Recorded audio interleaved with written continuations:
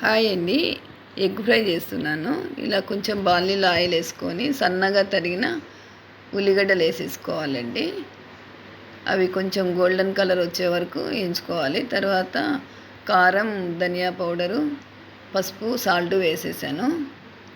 అవి కొద్దిగా అలా వేయించుకోవాలి. వేగిన తర్వాత ఎగ్స్ వేస్తున్నానండి. మనకు ఇష్టం వచ్చినన్ని ఎగ్స్ వేసుకోవచ్చు. నేనైతే 3 ఎగ్స్ వేస్తున్నాను. మీకు ఎన్ని కావాలన్నా వేసేసుకోవచ్చు.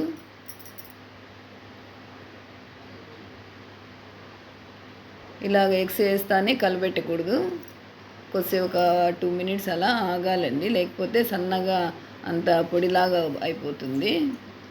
కొద్దిగా ఆయిల్ వేసి అలా పెట్టేసుకోవాలి.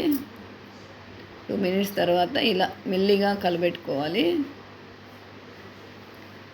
తర్వాత కొంచెం మూత పెట్టేసి ఒక 3 or 4 మినిట్స్ అలాగే పెట్టేసుకోవాలి. ఎగ్ ఫ్రై రెడీ అయిపోయిందండి. ఈ ఎగ్ ఫ్రై చపాతీ, పూరీలోకి బాగుంటుంది. నేనైతే రైస్లోకి తింటున్నాను. చాలా బాగుందండి. రైస్లోకి కూడా చాలా బాగుంటుంది. Thank you.